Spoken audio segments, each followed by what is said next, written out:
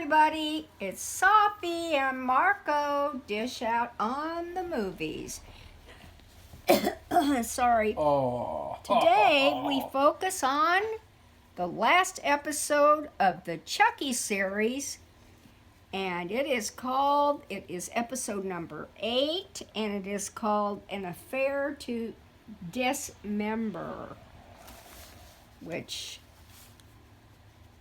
is the real title of a real movie a long time ago with Cary Grant, is An Affair to Remember, but I don't think this has anything to do with that. So, well, what can I say? The episode was very bad, predictable, and that's a That shame. too. And, is that a bad thing? Well, I just didn't have any expectations at all. And since they announced there would be a season 2, the one thing that happened, I knew that it would be like that because they were going to have a season 2. In other words, the character is going to be sticking around. Nothing happens to the character because there's a season 2. And that person will play probably a big role, or at least play a part in season 2. So, and whether they come back to this area with these same actors, I don't know. Do I want that to happen? Not really, but Marco, I think, might feel differently. Hey! Let him tell you for himself. What do you think, Marco? We just discussed this, but let's see what you have to say. Do you want these characters to come back? I mean, the hometown ones, not the one that's been there since it started. The whole series started. It's a hard decision because these writers are bad, and well, at least they're bad right now, and they did a really poor job at developing these characters and making them 3D characters. And so if you introduced a whole new group of characters in the second season, then we would have to get introduced to a whole new cast of bad characters, and we wouldn't get used to them either, and they'd probably have some bad writing with them. And so I'd rather have it be where they have the characters from this season so that maybe they can build on them some more in like a little tiny way, because they don't really build on characters at all. No. As we learned from this season. Not at all. Because at the beginning everyone was like, it doesn't matter that Jake and Devin are gay because that's not their whole character. Well, it turned out that it actually was. As it turns out, because in this last episode, that's literally their entire characters, is that they're gay. That's it. That's literally it. Jake has a confrontation with Chucky where he rages out at him and says, "My dad would have understood me if he had met Devin." And he makes that same face that he makes, the jagged face. And then Devin, he literally had nothing. He just warned Andy and Kyle, and then after that, nothing. He really had very few lines. And it's like, very few. They're gay. That's their character. That's literally their whole character. Forget about the sculpting. The podcast thing with Devin. He literally just has a podcast so that he can narrate over tiny little snippets throughout the season. Other than that, he doesn't even need to have a podcast because it really doesn't play into anything at all. No, it doesn't. And so I would rather have these same characters, and then maybe they'll get better, rather than introduce a whole new cast of characters who we're not going to get used to and we're going to end up hating as well. Yeah. Just imagine in season 2, you have a teenage lesbian couple. Maybe they'll do that, something like that. And then it'll be like, oh, that's all there is to their characters. They're trash. We don't want that. We want good, fully developed characters, and there really wasn't a single one in this whole season. Safi. Well, maybe Lexi. I don't know. Really, Safi? I thought, at least I thought What was her arc? What was her arc for the whole season? I guess her arc was pretty fast. First, she was a mean person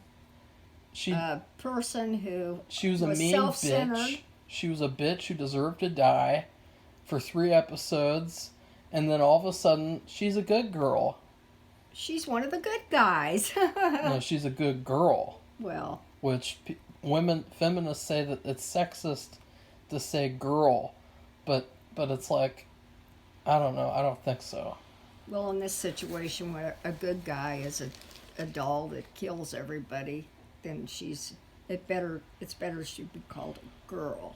A good girl. A good girl. Which is kind of weird. Yeah, but but she goes from one end to the other overnight.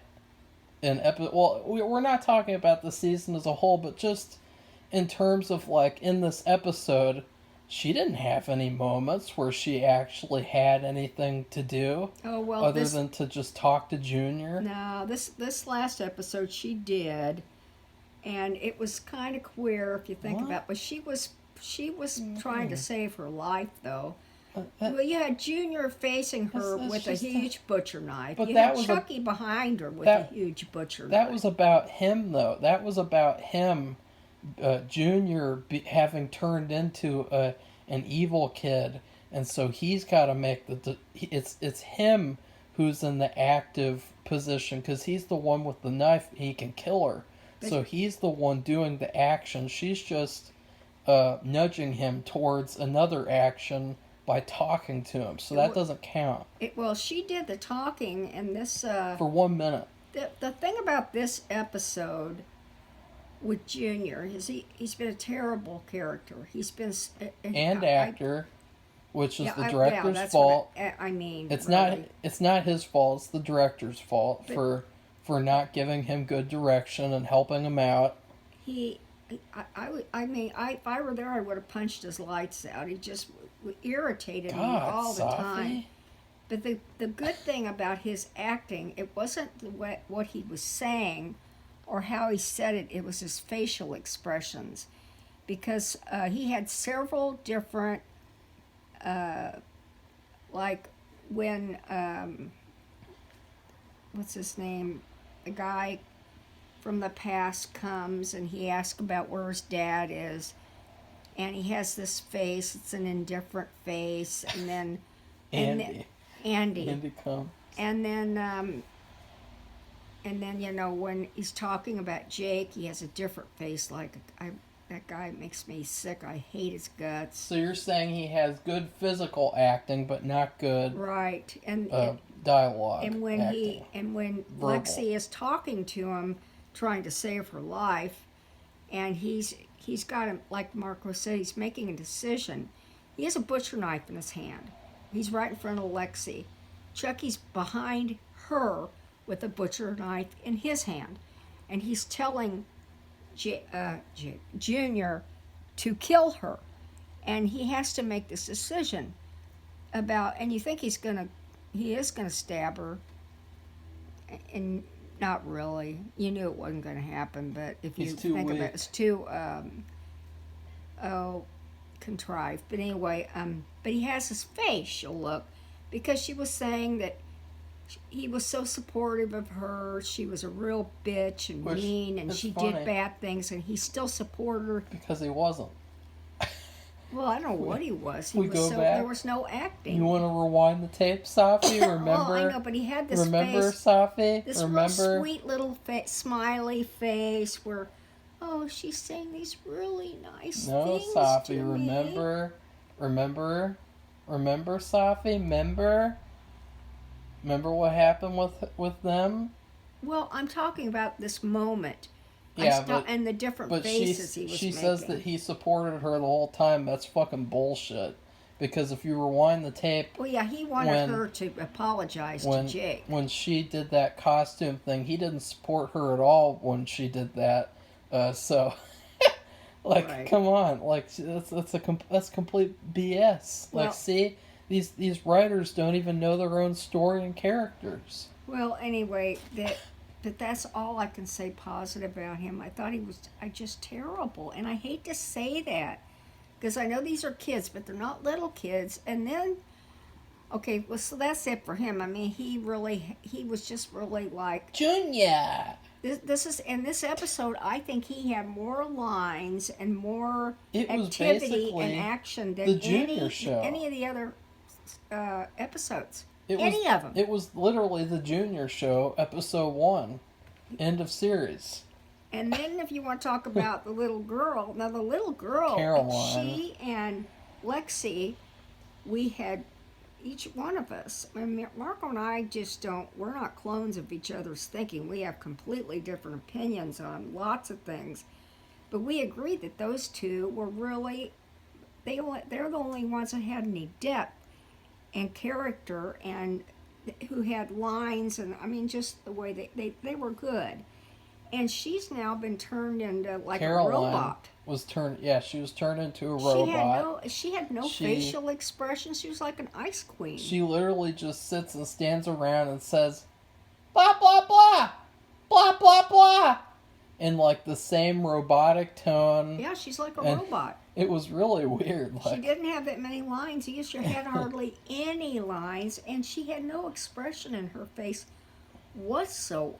well, I guess they were trying to make it out to be like she's traumatized or some BS. I But don't know. I didn't get that. But I'll I tell just ya. thought that it was for plot convenience to make it so that they didn't have to do anything with her because it would take up too much time. It'd be too hard for them to figure things out because this whole episode is a mess, Safi. I mean, you're zeroing it's just in, very simple. It's so simplified. but there's and still a they're lot of things to disjointed. talk about, though. It's like having a 4-piece puzzle. Like, do we want to talk about the borrowing issue in this episode? Oh, First yeah, off, everything they're doing, including borrowing the title, which I just looked at Pinterest. I was telling Marco how mystery writers, these cozy mysteries, which I've read a book a day, but they don't, in the series I'm reading, they don't do it, but authors Yeah. like to get a title of a lot of something people and do they that, Safi. they It's not twist an their- uncommon thing. they twist their title and take it off that title. And okay, so that's just a simple little thing. It But happens all the time. Marco could actually come up with quite a few because he has better memory than me, and it's more familiar with, like What do you you said. mean? Didn't you say Nightmare on Elm Street? Well, no, I was going to list out examples. Well, go ahead, Marco. Tell them how. I mean, we talked about this, and we just kept coming up with a ton of them. Well, in a nightmare, when Chucky stabs through the curtain or the whatever it was, you know, the fabric thing. When he's stabbing through it with the knife, they point the camera at it to make it look like the opening of Nightmare on Elm Street, where she's having a dream about Freddy Krueger and he's stabbing through the white fabric, and they have the close up of the fabric, and then. Well, then what about Psycho in the shower scene? Isn't No, he stabbing Safi. through No. the shower? No, Safi, Curtain? don't do that. Okay. Don't do that. That's not good. That's like something Junior would do. Oh, please. Like, I hate you. You didn't mention Psycho. I hate you. You're the reason murders always happen. I mean, that's like from the Nightmare Room. Remember that Nightmare Room episode where that guy, he's got the rash on his arm, and then because he's around people when bad things happen to him, they think that he's the reason why bad things are happening. It's literally straight out of the Nightmare Room. Remember that? And then it turned out Vaguely. it might have been that mean girl, but then the twist was it actually was him. Spoiler alert.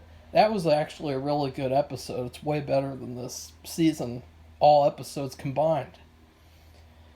I think it's called like Pure Evil or Evil Itself if you want to check it out. But then there's a moment where Andy is, it's really funny. It starts off on an okay note because Junior's at home alone. The wet bandits aren't going to want to rob him though, because he'll bore them to death, and then he'll just randomly bash them over the head with his Chucky doll, and then he'll start singing too.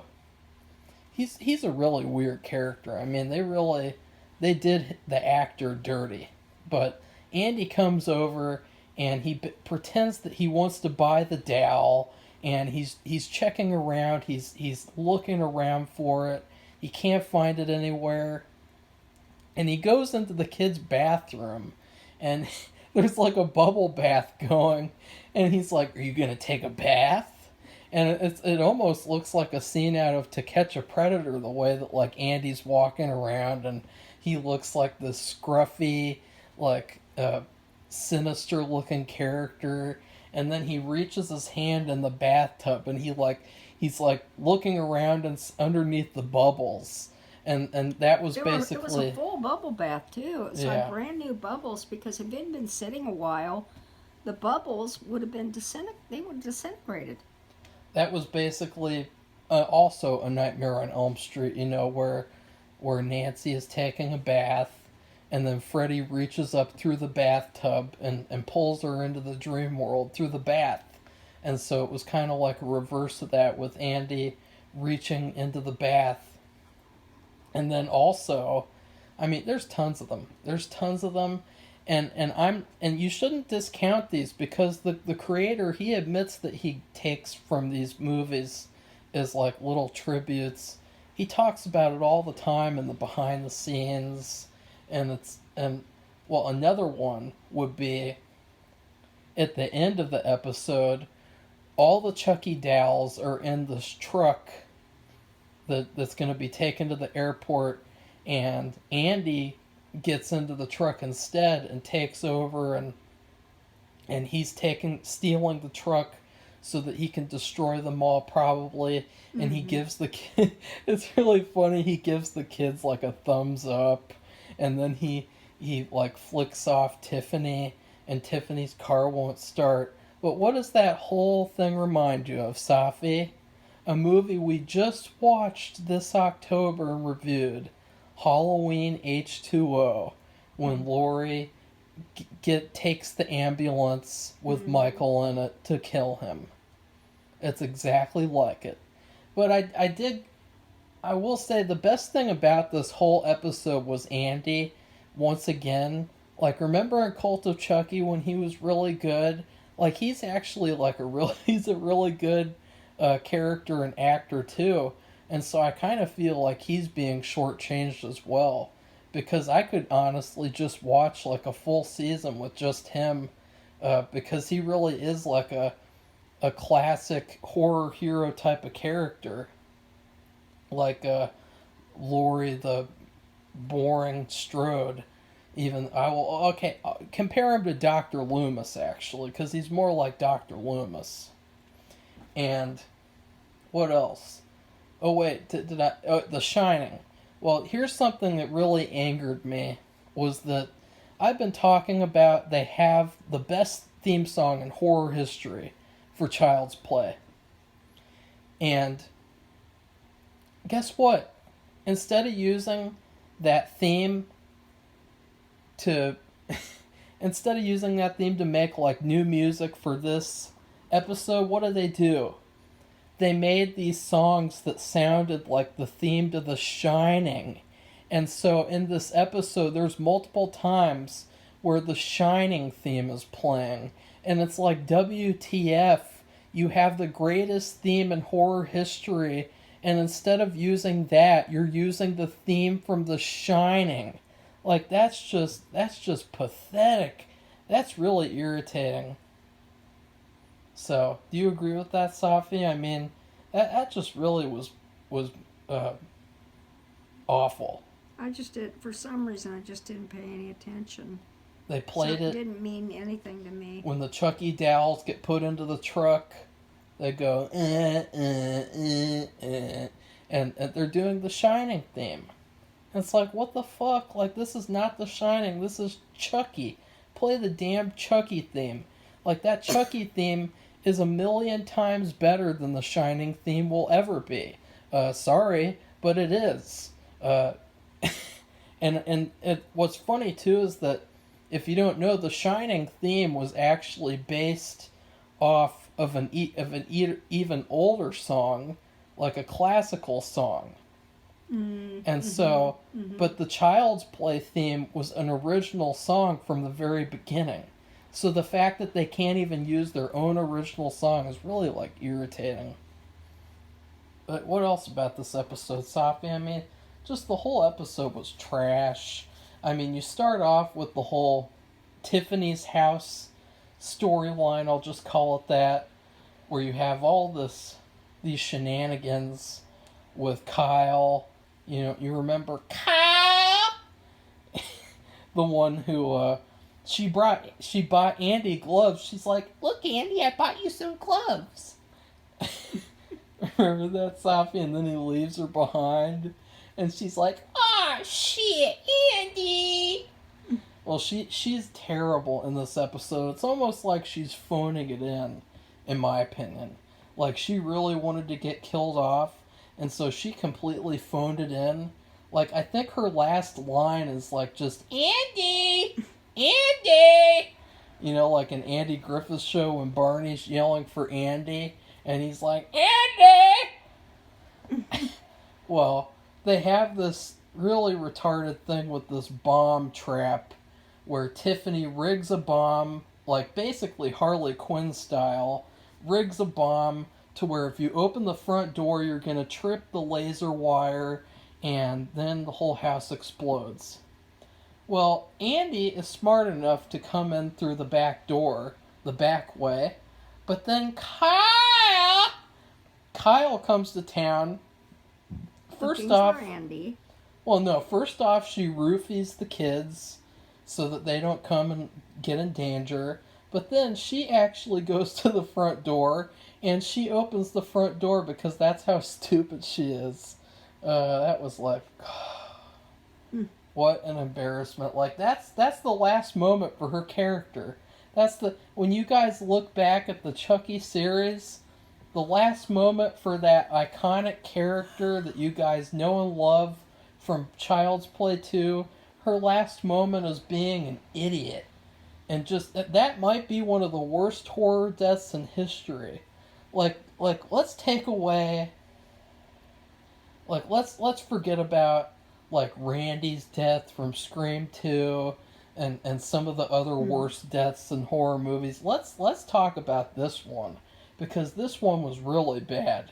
And it was basically just a contrived thing for Jake to see this article that said multiple fatalities reported. And then guess what happened, Safi? There's only one. There was only one fatality. So he read that this article was completely false. And it's like, what's the excuse for that? Other than they wanted to bait the audience. Yeah. So that really pissed me off too. And then of course you have Devin. His whole arc is that he's gay. And that he gets free. So that he can be with Jake. And then after the whole house storyline, they have the movie theater storyline, which is even worse. Yes, with Frankenstein. They First, why did they pick that movie? Yeah.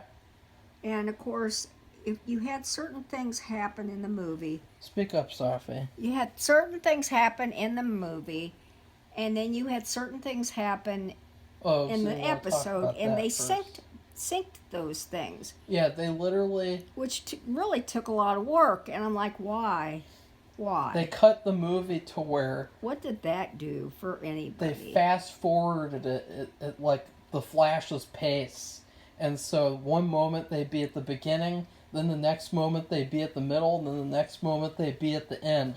So that they'd be at like these climactic moments that directly mirrored what was going on screen. Right. And I just thought that was so stupid, because the whole benefit was supposed to be like donations towards sick children in a children's hospital.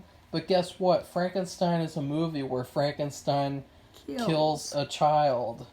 Yes, Like, that so was it's like so total irony. really weird. And the only thing that I appreciated about them doing Frankenstein was that I don't know how many people have you ever seen the movie? A lot of people nowadays, at least I remember when Marco was in school, and they would have these little trivia contests, and Marco is not afraid because we we watch a lot of different things.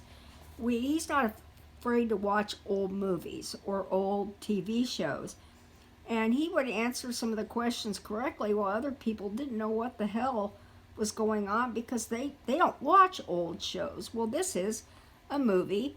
It was made, I think, in the 1930s, and it's in black and white. And I just was I thought that was nice that they, even though to me it doesn't really go with the movie, but and I mean with Chucky, the series. I don't know what the deal is, the relationship, but I just thought it was nice that they focused. Yeah, I know. But it's a stupid parallel where they're trying to make it out to be where Dr. Frankenstein is Chucky and he created Junior. Oh yeah. Chucky created That's Junior. what I'm saying. That's so loose. It's almost like you're grasping for straws. And then they showed the scene with the Especially bride with Junior. when Frankenstein is going after the bride, and then they show Lexi, and it's like, oh, you're trying to parallel to make it like, look, Lexi could be killed. Isn't that really scary?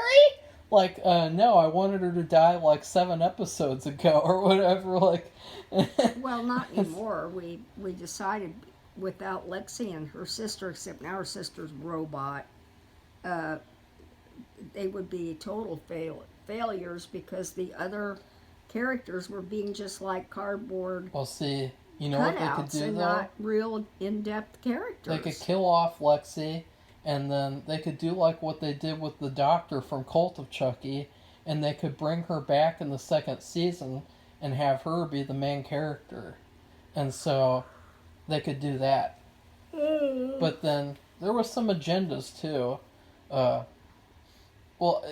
Also with the movie, Chucky was going around. See, what I thought was going to happen was I thought that it was going to be like Gremlins, where Chucky has his army and they just ransack the town and they kill people and they have fun and they party and they watch Frankenstein like the Gremlins watch Snow White. That's what I thought was going to happen because it would kind of fit. But no, of course not. You have this one Chucky, and he...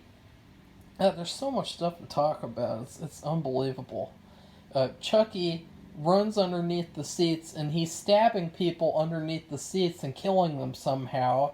Including Lexi's father. I guess, if he caused enough bleeding... I don't understand, I'd like to know, a medical person's, thoughts on it, because I don't really think that they would be instantly dead like they were in the episode. But he killed, 10 people, while all of them knew it, too, and all of them were trying to get up and run, but then you had 10 who still got killed somehow. And there was some agendas, too. They had the thing again with Chucky and Tiffany, where Chucky is in Nika's body, and she says, I get a lot of girls with this body, and then Tiffany says that she gets a lot of guys, too, and it's to imply that Chucky is bisexual now, and it's this is just really sickening. And then she called Glenn, they, as in, Glenn is a transgender, and it's no, Glenn and Glenda are not transgender. It was established in Seed of Chucky that those were 2 separate souls. So that can't be one transgender. That was 2 individual people. So that was another agenda. And then you had Jake. And Jake, he has the worst moment of the whole episode. Yeah. Because he picks up Chucky and he strangles Chucky, which I don't know how that works because you can't kill Chucky by strangling him. But I thought it was just shooting him with pistol. No, remember he said, I don't need any weapon. I can use my bare hands. No, I know that, but I mean, I thought that Chucky had to be killed with a pistol, with a gunshot. Well, he's just got to be killed by, like, destroying his heart or something. I don't know. It's kind of, like, loose at this point. But, you know, you can't kill him by strangling him. That's already been established.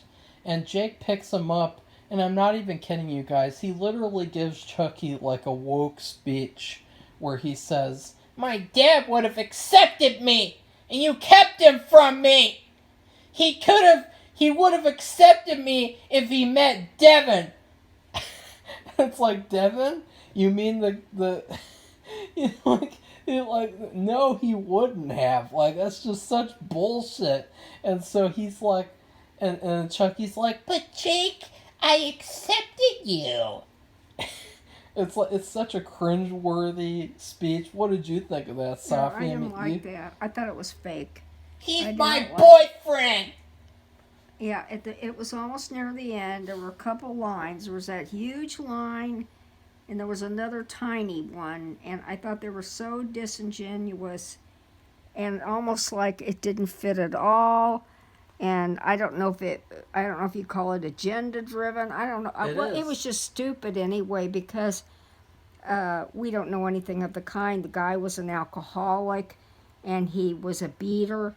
He was an abusive person, and you know, it was a really long, that line that Marco's talking about was a really long line. It was a whole speech. And I just, it was like a typical... I thought it was very disingenuous. That's the thing where, you know, when you watch a movie or a show and you think, this is a good place to cut it off. Anything, any kind of, like a Hallmark movie, for example. You think, okay, this is a good time to stop it now. It's over. There's nothing more that needs to be said. And that didn't even need to be said. Yeah. At all. It was like having some popcorn, and it's hot, and you think, maybe we could use some more butter. And you get a bunch of butter and you pour it on there. Ugh. And that's what it reminded me of. It's just like something thrown in there that was really long, and it's not going to get him an Emmy. Devin is my boyfriend.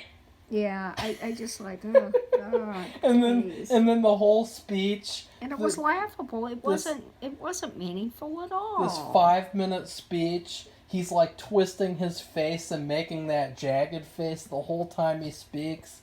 Like, this is my boyfriend, Chucky. You took my daddy away from me.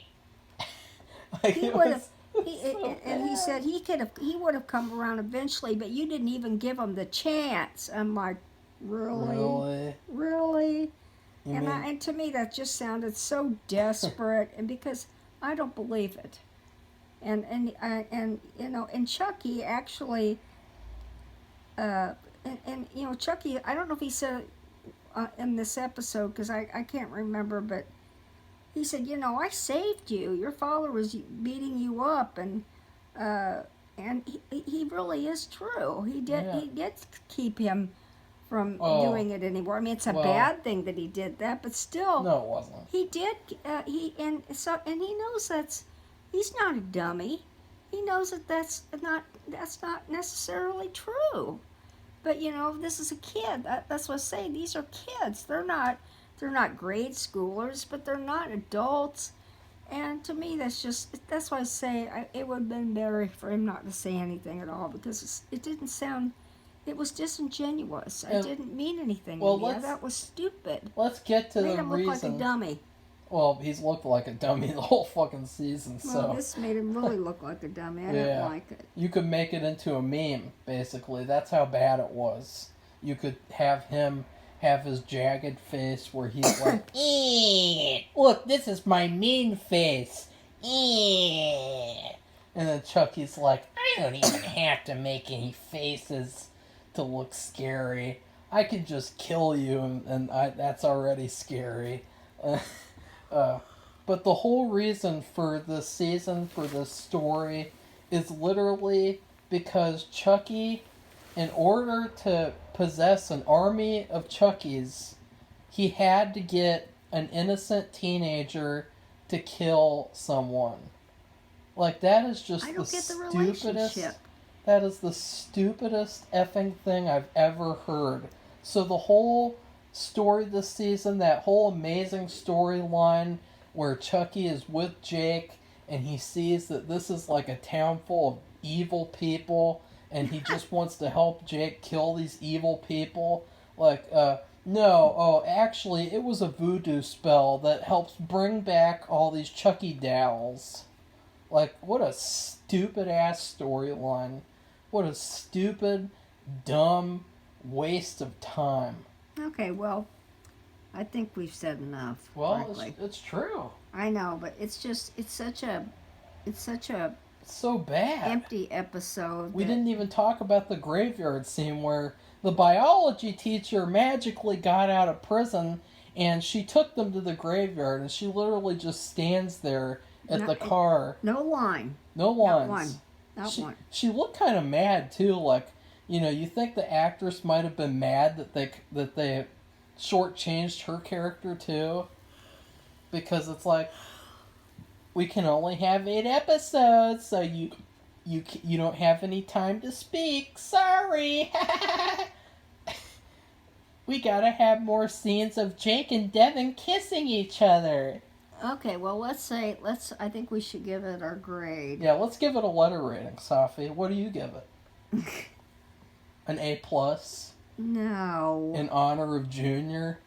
No. I'll give it a D. I give it an F-, obviously. I mean, the best part of the episode was Andy, and I guess the only good part, I would say, is the part at the beginning where Andy's looking around for Chucky, and then maybe the part at the end where Andy's driving all the Chuckies off to kill them.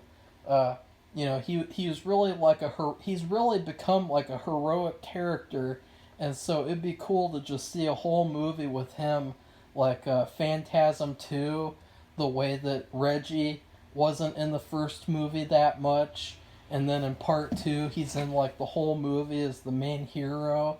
Because Phantasm 2, that's the best one of the series, and it's because they made Reggie a main character.